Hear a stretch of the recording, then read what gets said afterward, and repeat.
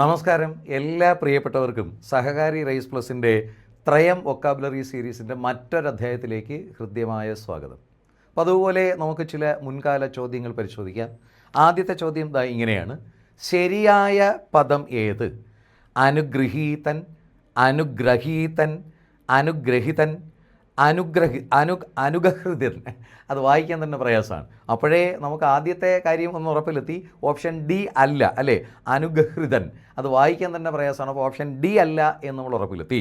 പിന്നെയുള്ളത് അനുഗൃഹീതൻ, അനുഗ്രഹീതൻ, അനുഗ്രഹിതൻ. ഇതിൻ്റെ ശരിയായ ഓപ്ഷൻ എ ആണ്. ഉത്തരം ഓപ്ഷൻ എ, അനുഗൃഹീതൻ എന്നതാണ്. അനുഗ്രഹിക്കപ്പെട്ടവൻ എന്നർത്ഥം വരുന്ന വാക്ക് അനുഗ്രഹീതനല്ല, അനുഗൃഹീതൻ. കാരണം അനുഗ്രഹിക്കുക എന്ന വാക്കിൻ്റെ അർത്ഥം പിടിക്കുക, പിടികൂടുക എന്നൊക്കെയാണ്. ഗ്രഹിക്കുക, പറഞ്ഞ കാര്യം ഞാൻ ഗ്രഹിച്ചു എന്ന് വെച്ചാൽ മനസ്സിലാക്കി, പിടിച്ചെടുത്തു എന്നൊക്കെയാണ്. അപ്പോൾ അനുഗ്രഹീതൻ എന്ന് വെച്ചാൽ പിറകെ ചെന്ന്, അനു എന്ന് വെച്ചാൽ പിറകെ ചെന്ന് പിടികൂടിയവൻ എന്നായി പോകും, പിന്തുടർന്ന് പിടികൂടിയവൻ എന്നായി പോകും. അനുഗ്രഹിക്കപ്പെട്ടവൻ അനുഗൃഹീതനാണ്, അനുഗ്രഹീതനല്ല, അനുഗൃഹീതൻ. ഇപ്പം നമുക്കറിയാം, കർഷകൻ ചെയ്യുന്ന പ്രവൃത്തി കർഷിയല്ല, കൃഷിയാണ്. നർത്തകൻ ചെയ്യുന്നത് നർത്തമല്ല, നൃത്തമാണ്. അപ്പോൾ അനുഗ്രഹം ചൊരിയുന്നത് അനുഗൃഹീതനാണ്, അനുഗ്രഹീതനല്ല, അനുഗൃഹീതൻ. ഇതുപോലെ മറ്റു ചില വാക്കുകൾ കൂടി നമുക്ക് നോക്കിയാലോ? നോക്കൂ, അനുഗ്രഹീതൻ എന്നുള്ളതല്ല ശരിയെങ്കിലും, അനുഗൃഹീതനാണ് ശരിയെങ്കിലും, അനുഗൃഹം എന്നല്ല, അനുഗ്രഹം. അനുഗ്രഹിക്കപ്പെട്ടവനാണ് അനുഗൃഹീതൻ, പക്ഷേ അനുഗൃഹമല്ല, അനുഗ്രഹം. നേരത്തെ പറഞ്ഞ പോലെ കർഷകൻ ചെയ്യുന്നത് കർഷിയല്ല, കൃഷിയാണ്. അതുപോലെ അനുഗ്രഹം നേടിയ അവസ്ഥയാണ് അനുഗൃഹീതൻ, എന്നാൽ അനുഗൃഹമല്ല, അനുഗ്രഹം. അതുപോലെ അസ്ഥിവാരം എന്നെഴുതുമ്പോൾ തറയുടെ തായാണ് എഴുതേണ്ടത്. ആസ്തി അഥവാ അസ്തിത്വം, നിലനിൽപ്പ്, സമ്പത്ത് എന്നൊക്കെയാണ്. ആസ്തി എന്ന് വെച്ചാൽ അസറ്റ്, നിലനിൽപ്പ്. നിലനിൽപ്പിനെ സംബന്ധിക്കുന്നത്, അസ്തിത്വത്തെ സംബന്ധിക്കുന്നത് അസ്തിത്വമാണ്. അതുപോലെ നിലനിൽപ്പിനെ സംബന്ധിക്കുന്ന അല്ലെങ്കിൽ അതിൻ്റെ അടിത്തറ, അതാണ് അസ്ഥിവാരം. അത് രഥത്തിൻ്റെ തായല്ല. രഥത്തിൻ്റെ താ വന്നാൽ കയ്യിലെയും കാലിലെയും അസ്ഥിയാണ്. മറ്റത് അസ്ഥിവാരം തറയുടെ തായാണ്, അടിത്തറ എന്നാണ് അതിൻ്റെ അർത്ഥം. അതുപോലെ അസ്ഥി പഞ്ചരം എന്നെഴുതുമ്പോൾ അത് രഥത്തിൻ്റെ ധായാണ്. കാരണം പഞ്ചരം എന്ന വാക്കിന് കൂട് എന്നാണ് അർത്ഥം. അപ്പോൾ അസ്ഥി പഞ്ചരം, അസ്ഥിക്കൂട്, അത് നമ്മുടെ ശരീരത്തിലെ അസ്ഥി, കയ്യിലെയും കാലിലെയും അസ്ഥിയാണ്, അത് രഥത്തിൻ്റെ ധായാണ്. അതുപോലെ തന്നെയാണ് അസ്ഥികൂടം എന്നെഴുതുമ്പോഴും. കൂടം എന്ന വാക്കിന് രൂപം, കൂടിച്ചേർന്നത്, കൊടുമുടി എന്നെല്ലാം അർത്ഥമുണ്ട്. കൊടുമുടി എന്നർത്ഥം വരുമ്പോഴാണ് അഗസ്ത്യാർ കൂടം എന്നൊക്കെ പറയുന്നത്. കൂടിച്ചേർന്നത് എന്നർത്ഥത്തിൽ, രൂപം എന്നർത്ഥത്തിൽ വരുമ്പോഴാണ് അസ്ഥികൂടം, അത് ശരീരത്തിലെ അസ്ഥിയാണ്. അതുപോലെ കയ്യെഴുത്ത് എന്നെഴുതുമ്പോൾ യകാരം ഇരട്ടിക്കേണ്ടതില്ല. കയ്യെഴുത്ത്, കയ്യാമം എന്നെല്ലാം പറയുമ്പോൾ യകാരം ഇരട്ടിക്കേണ്ടതില്ല. കുടിശ്ശിക എന്ന് പറയുമ്പോൾ ഡ്യൂ എന്ന് നമ്മൾ പറയുന്ന കുടിശ്ശിക, അതിന് നഖത്തിൻ്റെ കായല്ല, കറയുടെ കല എന്നെഴുതുന്ന കായാണ്. ശ ഇരട്ടിക്കുകയും വേണം. പലപ്പോഴും കുടിശ്ശിക എന്ന് നഖത്തിൻ്റെ കായ എഴുതും, അല്ല, കറയുടെ കായാണ്, ശ ഇരട്ടിക്കണം. അതുപോലെ എക്സ്പെൻസ് എന്ന ഇംഗ്ലീഷ് വാക്കിൻ്റെ മലയാളം ചെലവ് എന്നാണ്, ചിലവല്ല. ചെലവ് പലപ്പോഴും നമ്മൾ പറയുന്നത് ഭയങ്കര വീട്ടു ചിലവ് ഭയങ്കരമാണ്, ചിലവ് കൂടിക്കൂടി വരുന്നു, പണച്ചിലവ്. ചിലവല്ല, ചെലവ്. അതുപോലെ തന്നെയാണ് തിരഞ്ഞെടുപ്പല്ല, തെരഞ്ഞെടുപ്പാണ്. ചിലവല്ല, ചെലവാണ്. ചുമര് എന്ന് നമ്മൾ പറയുമെങ്കിലും ചുമരല്ല, ചുവര് എന്നാണ്. ഭിത്തി, വാൾ എന്നർത്ഥത്തിൽ പറയുന്നത് ചുവരാണ്. നമ്മൾ പലപ്പോഴും ചുമർ ചിത്രം എന്ന് പറയും. ചുമർ ചിത്രമല്ല, ചുവർ ചിത്രമാണ്. ചുവരിലെ ചിത്രം എന്നാണ്. മറ്റു ചില വാക്കുകൾ കൂടി നോക്കൂ. ജീവച്ഛവം എന്നെഴുതുമ്പോൾ അച്ഛൻ എന്നെഴുതുന്നത് മാതിരിയാണ്.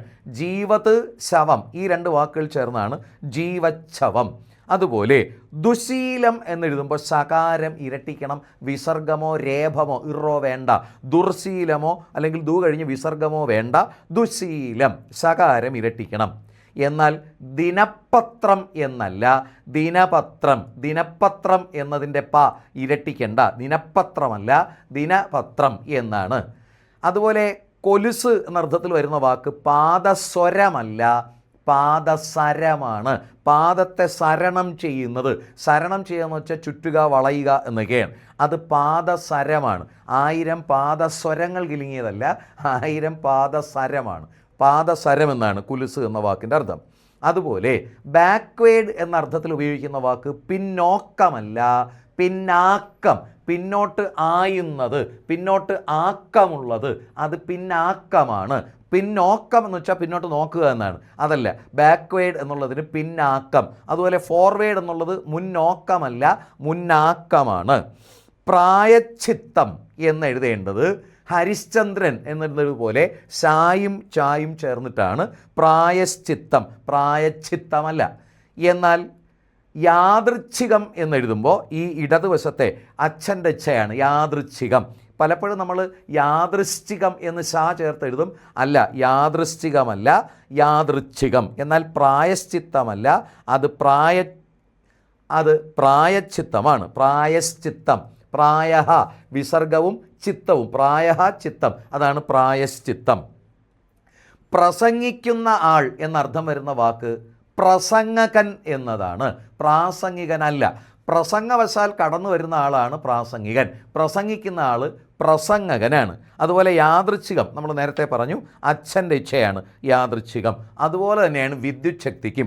വിദ്യുത് ശക്തി, ഈ രണ്ട് വാക്കുകൾ ചേർന്നാണ് ആ വാക്കുണ്ടാകുന്നത്. പക്ഷേ അത് വിദ്യുത് ശക്തിയല്ല, വിദ്യുത് ശക്തിയാണ്. വിദ്യുത് ശക്തി, അച്ഛൻ എന്നെഴുതുന്ന ഛായാണ്. അടുത്തൊരു ചോദ്യം നമുക്ക് പരിശോധിക്കാം. അതിങ്ങനെയാണ്: താഴെ തന്നിരിക്കുന്നവയിൽ ശരിയായ പദം ഏത്? വിഡഠിത്തം, വിഡ്ഢിത്തം, വിഡ്ഢിത്വം, വിഡ്ഢിത്തം. ഇവിടെ ശരിയായ വാക്ക് ഓപ്ഷൻ ഡി, വിഡ്ഢിത്തം എന്നതാണ്. വിഡ്ഢിത്തം. വിഡഠിത്തം എന്നുള്ളത് പൊട്ടത്തെറ്റാണെന്ന് നമുക്ക് കേൾക്കുമ്പോൾ തന്നെ മനസ്സിലാകും. എന്നാൽ രണ്ടാമത്തെ ഓപ്ഷൻ ബി വിഡ്ഢിത്തം, അവിടെ ആ രണ്ടാമത്തെ ഡാക്കി ചുഴുപ്പില്ല.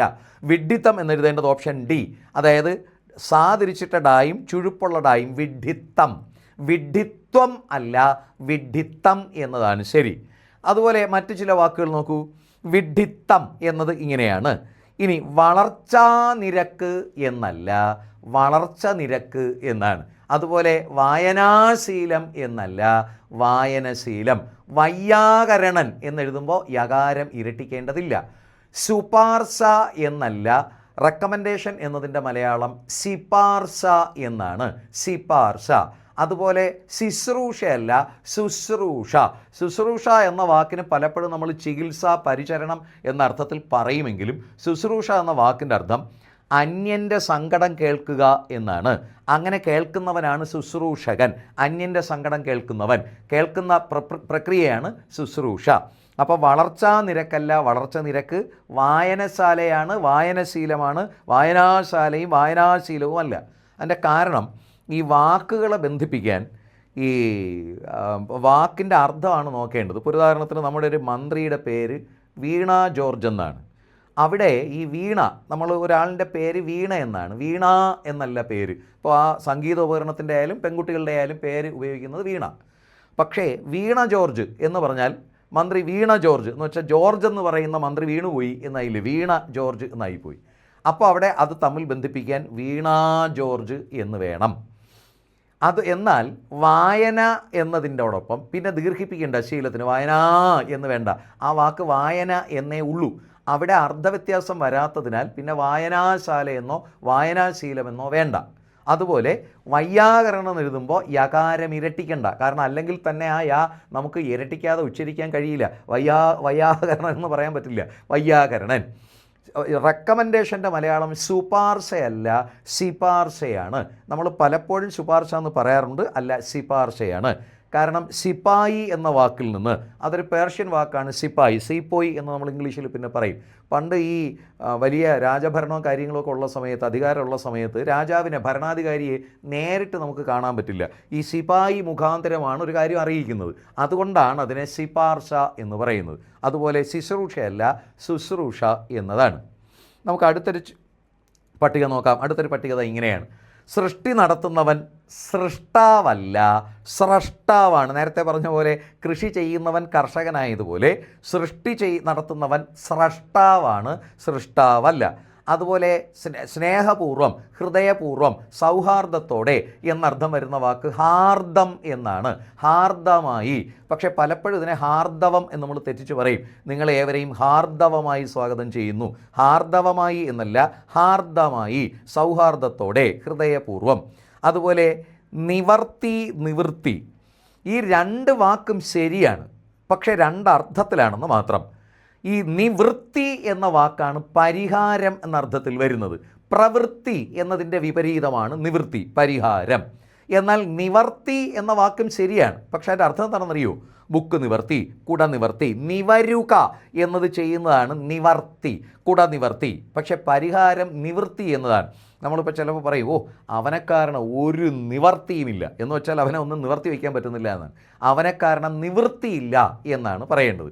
അതുപോലെ പ്രവർത്തിയല്ല പ്രവൃത്തി എന്നതാണ് ശരി. പ്രവൃത്തി, വർത്തി എന്ന വാക്കിൻ്റെ അർത്ഥം അവിടെ സ്ഥിതി ചെയ്യുന്നതെന്നാണ്. സമുദ്രാന്തർഭാഗത്ത് വർത്തിക്കുന്ന ജീവികൾ, വർത്തി എന്ന് വെച്ചാൽ സ്ഥിതി ചെയ്യുക. ആജ്ഞാനുവർത്തി, ആജ്ഞ അനുസരിച്ച് സ്ഥിതി ചെയ്യുന്നത്. അപ്പോൾ പ്രവർത്തി എന്ന് വെച്ചാൽ അവിടെ എവിടെ സ്ഥിതി ചെയ്യുന്നതെന്നാണ്. ജോലി എന്നർത്ഥത്തിൽ പറയുന്നത് വൃത്തിയാണ്, അധ്യാപക വൃത്തി, വൈദ്യവൃത്തി. അപ്പോൾ പ്രവർത്തിയല്ല പ്രവൃത്തി. എന്നാൽ അതിൻ്റെ നാമരൂപം പ്രവൃത്തനമല്ല, പ്രവർത്തനമാണ്. യന്ത്രങ്ങളുടെ പ്രവർത്തനം, ഗവൺമെൻറ്റിൻ്റെ പ്രവർത്തനം. നേരത്തെ പറഞ്ഞ പോലെ നൃത്തം ചെയ്യുന്നവൻ നർത്തകനായതുപോലെ പ്രവർത്തനം എന്നതാണ് ശരി, പക്ഷേ പ്രവർത്തിയല്ല പ്രവൃത്തി. അതിൻ്റെ വിപരീതമാണ് നിവൃത്തി. എന്നാൽ നിവർത്തി എന്ന വാക്ക് നിവരുക എന്ന അർത്ഥത്തിലാണ് ഉപയോഗിക്കുന്നത്. അതുപോലെ യുനാനിമസ് എന്ന ഇംഗ്ലീഷിന് തുല്യമായ മലയാളം, അതിൻ്റെ മലയാളം ഐകകണ്ഠ്യമായി എന്നല്ല, ഐകകണ്ഠമായി എന്നാണ്. ഐകകണ്ഠമായി തിരഞ്ഞെടുത്തു. എന്നാൽ ഐകകണ്ഠ്യേന എന്നതാണ് ശരി. ഐക്യകണ്ഠ്യേനയോ ഐകകണ്ഠേനയോ അല്ല. ഓർക്കേണ്ടത് ഐകകണ്ഠമായി. എന്നാൽ ഐകകണ്ഠേനയല്ല, ഐകകണ്ഠ്യേന, ഐക്യകണ്ഠ്യേനയും അല്ല. അപ്പോൾ ഇന്ന് പദശുദ്ധിയുമായി ബന്ധപ്പെട്ട കുറച്ചേറെ ചോദ്യ മാതൃകകൾ നമ്മൾ ചർച്ച ചെയ്ത് കഴിഞ്ഞു. ഇതെല്ലാവർക്കും ഗുണപ്രദമായി കാണുമെന്ന് കരുതുന്നു. ഇത്തരം ചോദ്യങ്ങളുമായി നമുക്ക് ഇനിയും ത്രയം സീരീസിൽ കണ്ടുമുട്ടാം.